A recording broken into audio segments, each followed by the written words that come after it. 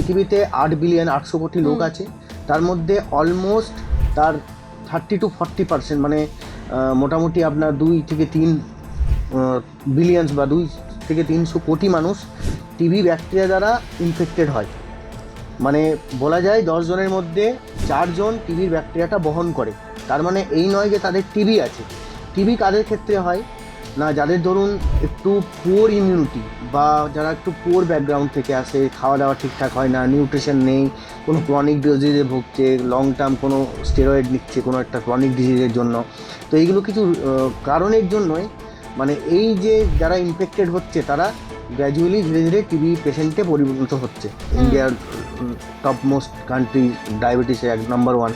তো diabetes added risk factor একটা আছে। তার সাপোজ কারো কিডনি ডিজিজ রয়েছে, কারো লিভার ডিজিজ রয়েছে, কারো ক্যান্সার হয়েছে, হ্যাঁ, বা কারো HIV হয়েছে। তো এই সমস্ত যে ইমিউনো ডিপ্রেসিভ স্টেট যেগুলো থাকে সেগুলোই ইটসেলফ একটা টিবির চান্স অনেকটা বাড়িয়ে দেয়। বা ওভার ক্রাউডিং রয়েছে, একটা ঘরেই 10 জন 12 জন, সেখানে ক্রস ভেন্টিলেশন নেই, সবাই বসে আছে, তো তাদের ক্ষেত্রে টিবি হওয়ার চান্সটা অনেকটা বেশি। এগুলোকে আমরা রিস্ক পপুলেশন বলি। টিবির মধ্যেও তো অনেক রকম টাইপস অফ টিবি আছে। যেমন ফুসফুসের টিবির থেকে বেশি ডেঞ্জারাস হচ্ছে মাথায় জুড়ে টিবি হয়, টিবি মেনিনজাইটিস বা ডিসিমিনেটেড টিবি। মানে ধরুন প্রত্যেকটা অর্গানসে টিবি হয়ে গেল, তাহলে যদি একটা অর্গানে টিবি হয় তার বাঁচার চান্সটা বেশি রাদার দেন কারো যদি মাল্টি অর্গানে টিবি হয়ে যায়। যক্ষ্মা অথবা টিবি আমাদের সমাজে এখনো একটা বিশাল বড় সমস্যা, কিন্তু সঠিক সময়ে চিকিৎসা এবং সচেতনতা রোগকে ভালো করতে পারে। এই বিষয় সম্পর্কেই আজ আমরা জেনে নেব। নমস্কার, আমি মৌপ্রিয়া এবং আমাদের সঙ্গে এই মুহূর্তে রয়েছেন গৌরীদেবী হসপিটালসের পালমোনোলজি ডিপার্টমেন্টের অ্যাসিস্ট্যান্ট প্রফেসর ডক্টর অনির্বাণ গান। প্রথম কথা, টিবি বা টিউবারকুলোসিস এটা কোনো নতুন রোগ না। এটার সাথে মানুষের আর্লি সিভিলাইজেশনেরও সম্পর্ক রয়েছে। আমরা যদি হিস্টোরিক্যালি আমরা যদি এভিডেন্স দেখি আর্কিওলজিক্যালি, তাহলে মানুষের ক্ষেত্রে এটা প্রথম আমরা এভিডেন্স পাই মিশরের মমি থেকে, যেটা আজ থেকে 4,500 বছর অলমোস্ট পুরনো।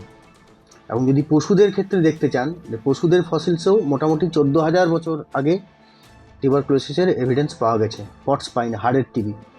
সেই রকম ফর ইন্ডিয়ান কনটেক্সটে আপনি যদি দেখেন ঋগ্বেদ, যেটা মোটামুটি আজ থেকে ধরুন 4,000 বছর আগে রচনা করা হয়েছিল, সেক্ষেত্রেও আমরা টিবি রোগের কিন্তু আমরা ট্রেস পাই। সেক্ষেত্রে টিবিকে সেটাকে বলা হয়তো ইয়াকশামা, যেখান থেকে ভবিষ্যতে যক্ষা বা ক্ষয় রোগ। তো এটা কোনো নতুন রোগ না, এটা অনেক প্রাচীন রোগ। আপনি সুশ্রুত সংহিতাতেও এর অনেক মেনশন আছে। স্যার, টিবি মানে বা যক্ষ্মা মানেই তো আমরা প্রথমেই ভাবি কাশি। তো সাধারণ কাশি আর টিবি দুটোকে আলাদাভাবে কি করে বুঝবো?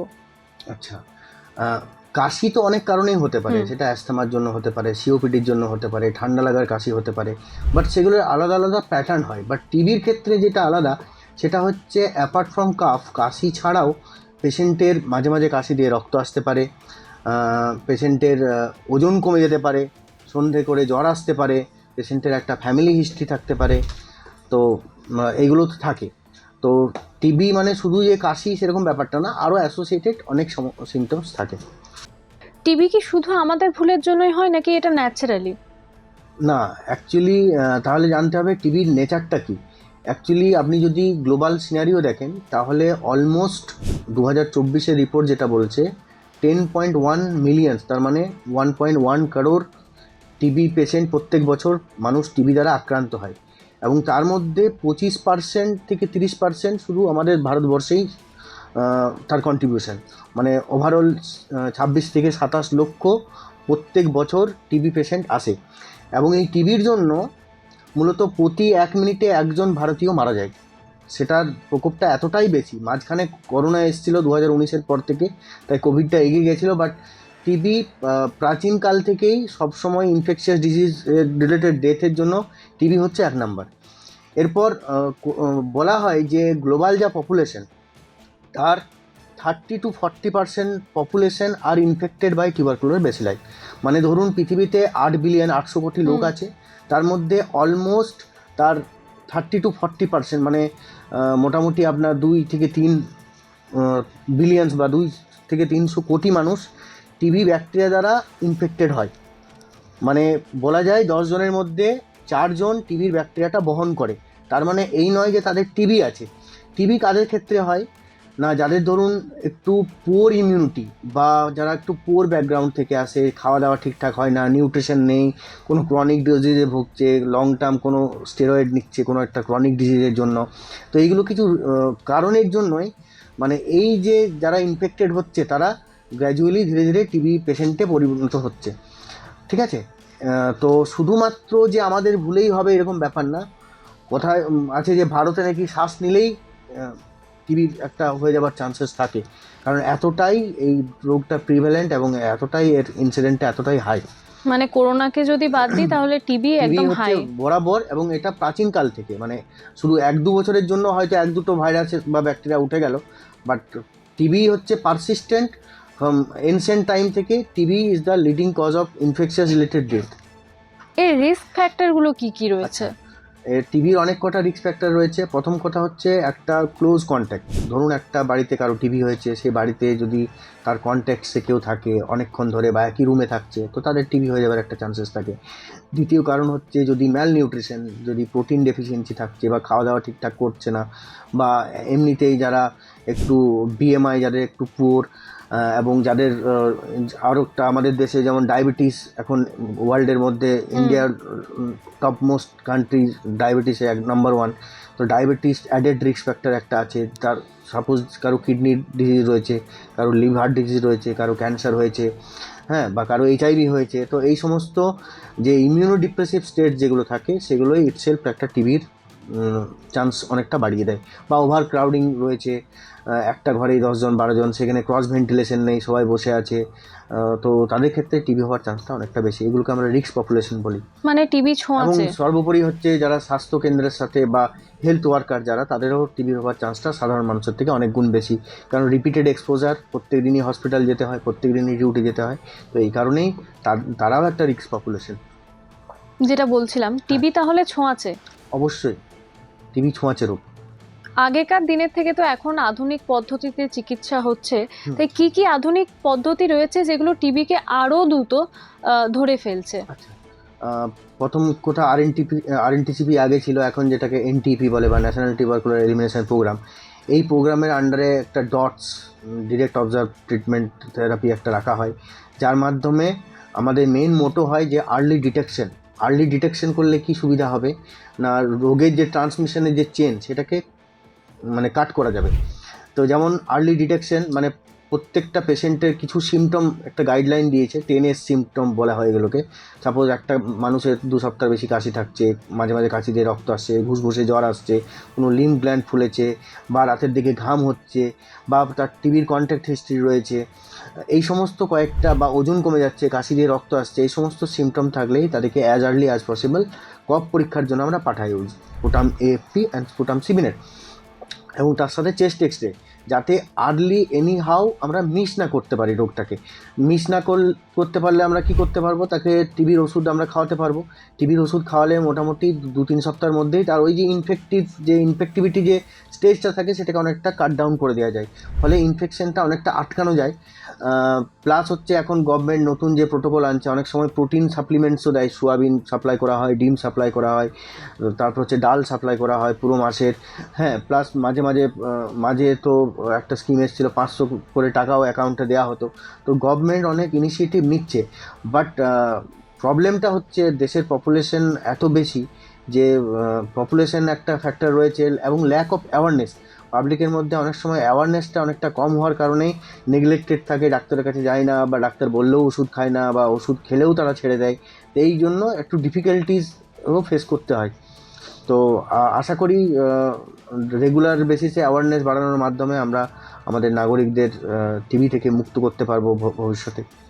গভর্নমেন্ট একটা স্কিম নিয়ে এসেছিল যে টিবি 2030-এর মধ্যে একদম নির্মূল করে দেবে, মানে এরকম একটা ইনিশিয়েটিভ নেওয়া হয়েছিল। তো আপনার কি মনে হয় এটা কতটা সাকসেস হতে পারে? আচ্ছা, প্রথমে এটা নেওয়া হয়েছিল 2025-এ এলিমিনেট করা হবে, বাট সামহাও সেটা সাকসেসফুল হয়নি। এখন 2030 অবধি সেটাকে এক্সটেন্ড করা হয়েছে।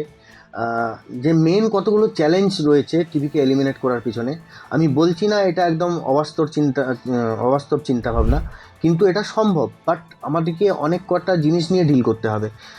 শুধু যে আমি ওষুধ খাইয়ে দেবো, রোগটা ধরে দেবো, সেটাও একটা ব্যাপার না।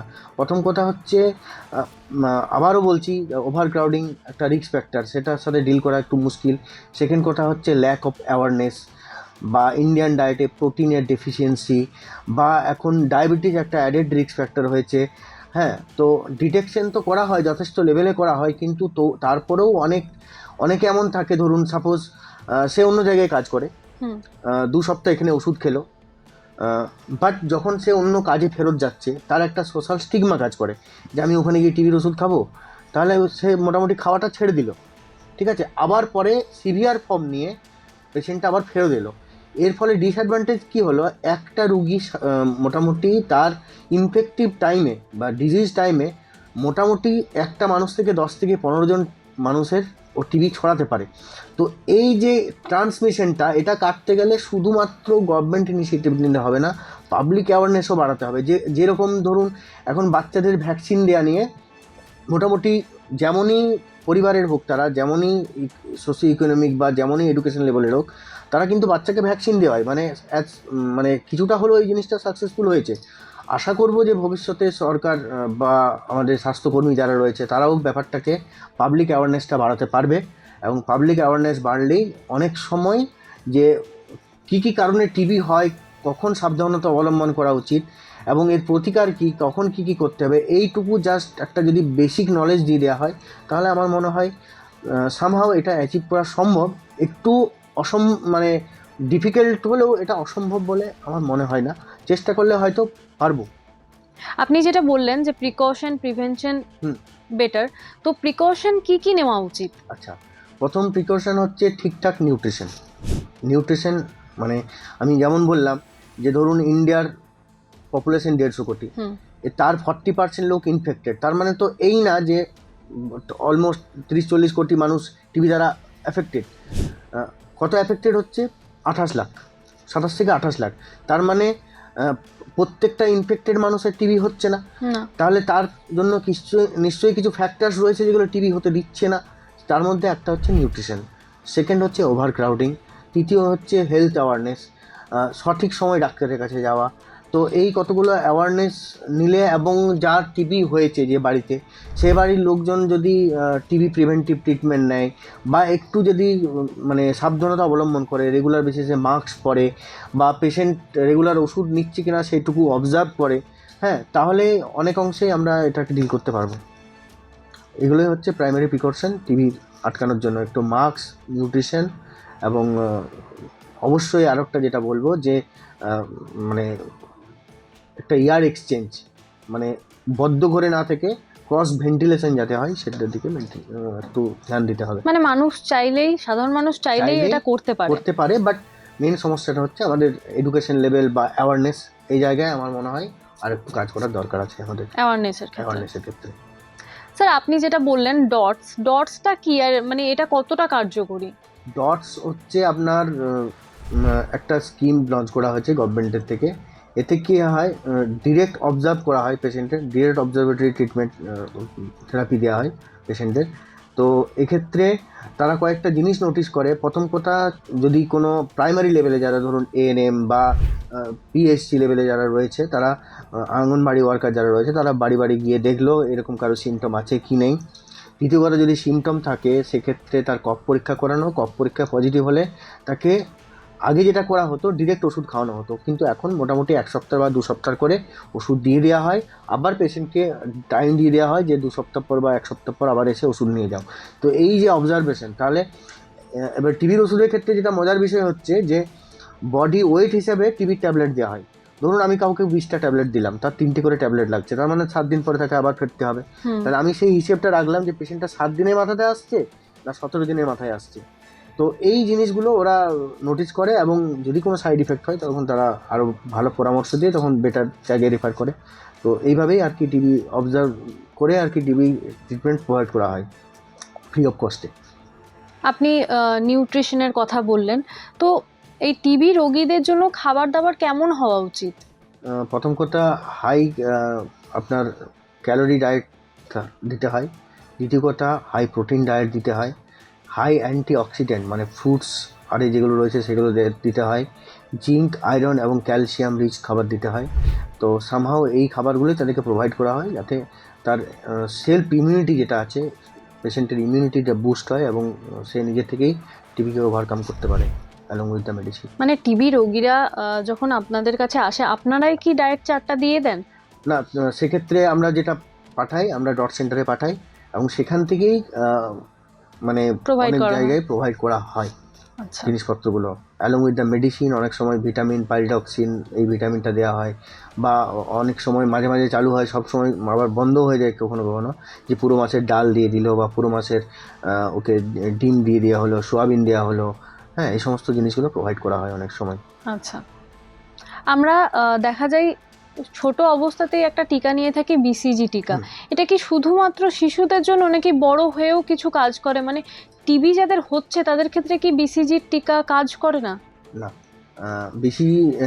বিসিজি যে ভ্যাকসিনটা দেওয়া হয়, তো এইটা নিউবর্ন মানে মোটামুটি জন্মের as early as possible time থেকে শুরু করে 1 বছরের মধ্যেই দিয়ে দেওয়া উচিত। এটা দেওয়ার মেন উদ্দেশ্য পেশেন্টের টিবিটা আটকানো না। বিসিজি দিয়ে কোনো টিবি আটকানো যাবে না, কিন্তু যেটা মেন আটকানো, যে টিবির মধ্যেও তো অনেক রকম টাইপস অফ টিবি আছে। যেমন ফুসফুসের টিবির থেকে বেশি ডেঞ্জারাস হচ্ছে মাথায় জুড়ে টিবি হয়, টিবি মেনিনজাইটিস বা ডিসিমিনেটেড টিবি। মানে ধরুন প্রত্যেকটা অর্গানসে টিবি হয়ে গেল, তাহলে যদি একটা অর্গানে টিবি হয় তার বাঁচার চান্সটা বেশি রাদার দেন কারো যদি মাল্টি অর্গানে টিবি হয়ে যায়। তাহলে এই কেবলমাত্র দুটো কন্ডিশন আছে যে কন্ডিশনকে আটকানোর জন্য বিসিজি দেওয়া হয়। One is the TB meningitis মানে মাথার টিবি, এবং হচ্ছে ডিসিমিনেটেড টিবি যখন গোটা শরীরে ছড়িয়ে যাচ্ছে। তো এই দুটোকে প্রিভেন্ট করবার জন্য মেনলি বেসিক্যালি বিসিজি ভ্যাকসিনটা দেওয়া হয়। কিন্তু এটা বাচ্চাদের জন্যই আছে। আরও নতুন করে কিছু অ্যাডাল্ট পিসিজি বা যেটাকে MB75 72 বলা হচ্ছে, এটা কিছু কিছু জায়গায় একটা পাইলট প্রজেক্ট চালু করা হয়েছে, যেখানে 60 ইয়ার্স অফ এজের ক্ষেত্রেও মানুষদের ক্ষেত্রেও দেওয়া হচ্ছে। বাট সেক্ষেত্রেও একই জিনিস, যে এই দুটি ডেডলি কন্ডিশনকে আটকানোর জন্য বিসিজিটা দেওয়া হয়। তার মানে এই নয় যে বিসিজি দিলে ওই রোগটার কখনো হবে না। বিসিজি এই কারণেই দেওয়া হয় যাতে রোগের মাত্রাটা এতটা এক্সটেন্সিভ লেভেলে না পৌঁছায় যাতে পেশেন্টটা ভবিষ্যতে এক্সপায়ার করে যায় বা আমরা পেশেন্টটাকে হারিয়ে ফেলি। স্যার, টিবি হলে আমরা কি কি করব না? টিবি হলে কী করবো না, দেখুন টিবি হলে প্রথম কথা, শুধু আমি নিজের কথাটা ভাববো না যে আমার থেকে আরও 10টা লোকে ছড়িয়ে যেতে পারে, এই চিন্তাটা আমাকে প্রথম মাথায় রাখতে হবে। যে আমার থেকে আমার পরিবারে ছড়াতে পারে বা আমার বাইরের লোকে কারো ছড়াতে পারে। সেক্ষেত্রে প্রথম যেটা করতে হবে, সোশ্যাল স্টিগমাটা দূর করতে হবে, যে লোক কী বলবে। এটা যেমন পেশেন্টের জন্য গুরুত্বপূর্ণ, সেরকম আদার্স যে পপুলেশন রয়েছে তাদের জন্য গুরুত্বপূর্ণ। প্রথম হচ্ছে, আমি এটা রেগুলার মেডিসিন খাবো, বিনা মাস্কে ঘুরবো না অন্তত 3 থেকে 4 সপ্তাহ, যতক্ষণ না টোটাল ইনফেক্টিভিটি যেটা চেনটা আমরা কাটতে পারি। মোটামুটি আইডিয়ালি 2 সপ্তাহ বলা হয়, যে 2 সপ্তাহ পরে ইনফেক্টিভিটিটা থাকে না, বাট আমি রিকমেন্ড করি যে মোটামুটি 3-4 সপ্তাহ একটা মাস্ক ব্যবহার করা উচিত। অবশ্যই ঘরের ক্রস ভেন্টিলেশন রাখা উচিত, অ্যাডিকুয়েট নিউট্রিশন রাখা উচিত। আর যেহেতু টিবির ওষুধ খেলে অনেক সময় জন্ডিস বা বমির একটা ধাত চলে আসে, তাই রিচ খাবার কিছু খাওয়া, প্লাস হচ্ছে ইউরিক অ্যাসিড বেড়ে যায়, তাই যেখানে ইউরিক অ্যাসিড যে সমস্ত জিনিসে বাড়ায়, কোল্ড ড্রিঙ্কস হোক, রেড মিট হোক বা সি ফুড হোক, এগুলো একটু অ্যাভয়েড করা উচিত। স্যার, আপনাকে অনেক অনেক ধন্যবাদ। থ্যাংক ইউ, ধন্যবাদ। আপনারা শুনলেন আমাদের বিশেষজ্ঞ ঠিক কি বললেন। এই বিষয়ে যদি আপনাদের আরো কিছু জানার থাকে তাহলে অবশ্যই আমাদের ইউটিউব চ্যানেল রয়েছে, সেখানে কমেন্ট করতে পারেন। সুস্থ থাকুন, সতর্ক থাকুন, ধন্যবাদ।